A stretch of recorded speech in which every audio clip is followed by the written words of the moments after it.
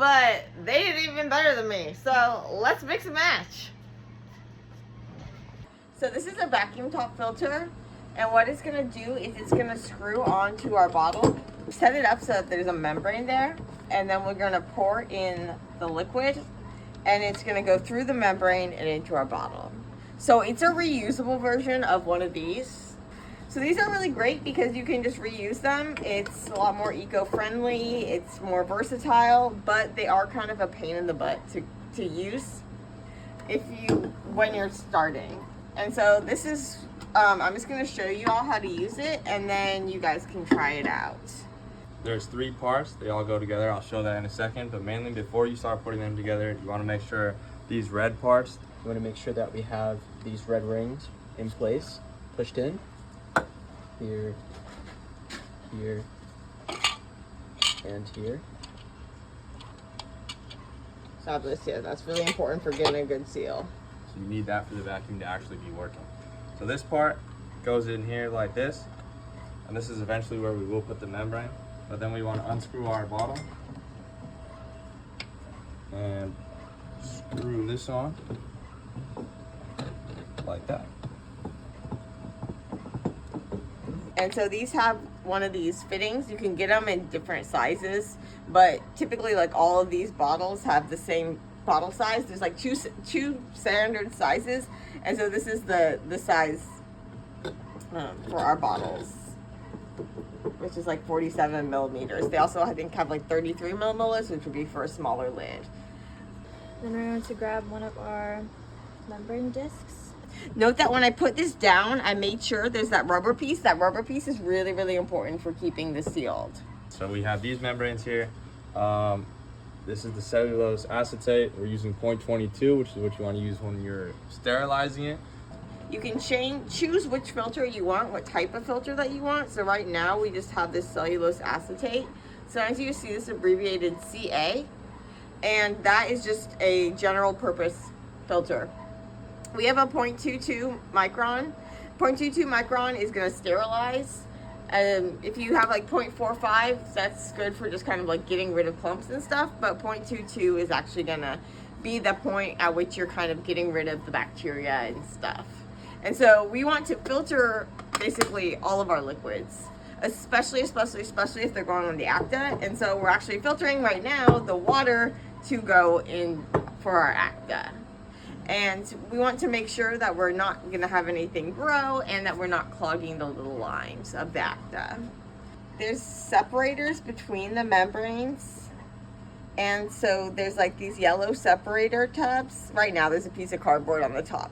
But then there's these yellow separator tabs separating the membranes.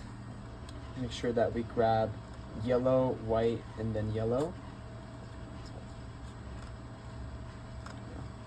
And making sure that I'm holding it from the sides when I'm putting it in. Specifically not trying to go and touch the middle. Has this like little fritty thing. Liquid can go through, but that's not actually filtering it. The membrane's gonna filter it. Now this is the most crucial part. When you screw this on, you need to push down and hold that push down on this ring. Make sure it's even and it's pushing down. Sometimes you'll do it at an angle and you can feel it's not tight. You should feel that this is tight. So why don't you go ahead and feel how tight this is. Yeah. So basically you want to make sure that it's nice and tight. If it's at an angle, it's not going to be tight and your water's just going to flow or whatever. Hopefully it's just water is going to just go like flowing. And then you want to make sure this part is tight. So if you shake this, it's very tight. If you want to give it a check, Ryan, I can hold on to this. Let me know if it's tight. Certified tight. Certified tight. Thank you, Ryan. Perfect. And then Tight. Exactly. All right, so I'm gonna make sure that all sides of it are closed off. if this comes loose, you can seal it again by putting some parafilm on it, but you want to make sure that it's sealed on the other side. And then I'm going to attach here our little piece to connect to our vacuum. And then connect it to the vacuum, push it in as much as I can. Everything.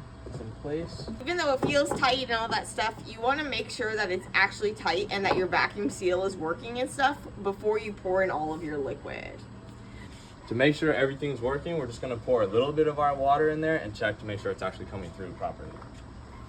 So just pour a little bit on the membrane, and then lefty loosey, righty tighty. So we open this up, and boom, we see our liquid is flowing. You can hear it a little bit. So we're hearing a nice quiet sound, so that's how we know that this piece is on, and if there's a loud noise, then you know there might be an issue with your vacuum. Yeah, if you hear something like that, that's not good, which is why it's really important that this stays plugged, and why if it gets loose, then you might need to put some paraffin around it. It's really important that I did that initial kind of test to see if the seal was good. If the seal was not good, what I would want to do would then be, I'd have to take this off and kind of adjust things. And the biggest reason why things would be adjusted is if when you're screwing it on, you have it at an angle, then it's not gonna, this is not actually gonna screw on. And so it'll seem like it's screwed on, but it's really at an angle, and it's not gonna be sealed.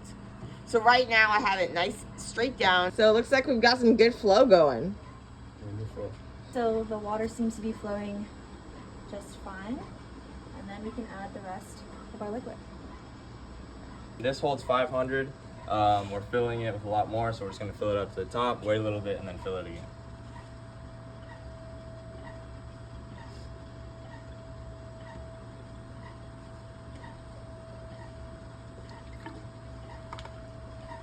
And now we wait.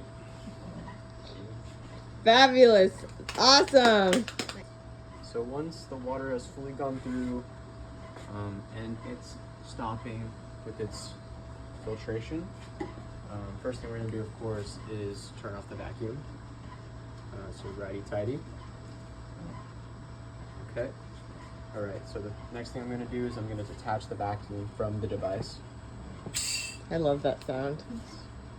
Make sure that we keep this specific piece. It's very important when connecting to the vacuum. It can get kind of tight with the pipe here, so Yeah, the vacuum can kind of vacuum that into the line. okay, got it. That's okay. We hit for stay. Okay, so we're gonna deattach this section right here. You're stronger than me, man. I had a hard time with that. It's tough. Okay. We're gonna keep this section here. We're gonna take off the membrane, and we're going to dispose it, and then deattach this section off, and keep the cap on, boom, so it's sterile.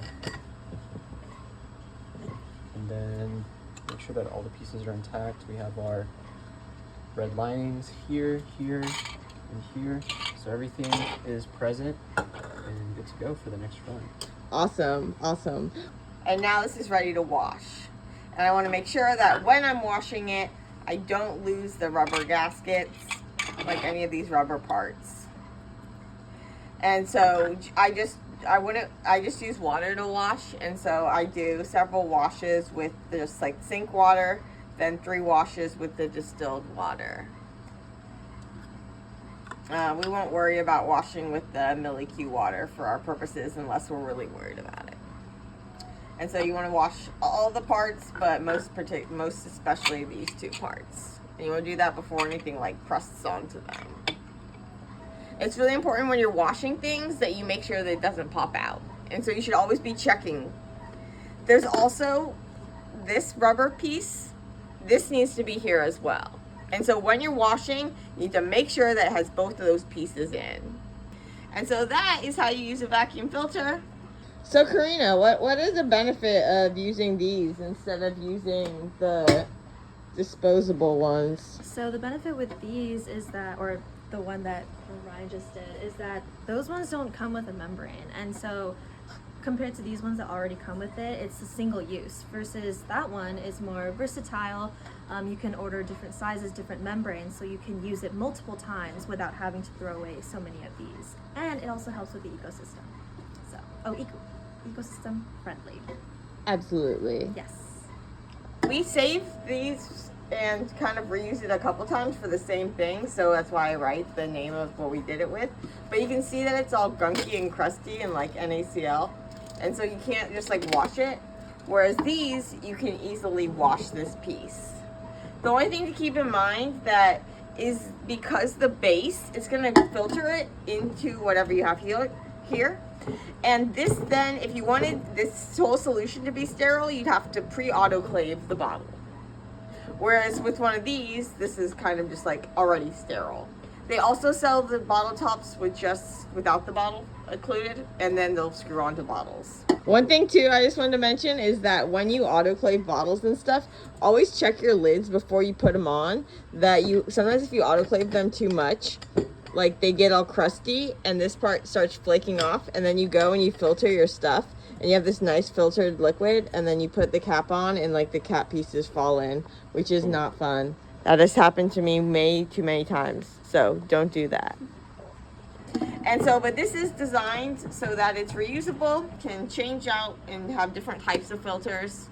A lot of the filters, it really doesn't matter that much in terms of the actual material of the filters for the purposes of what we do. So we just have this kind of like general purpose one.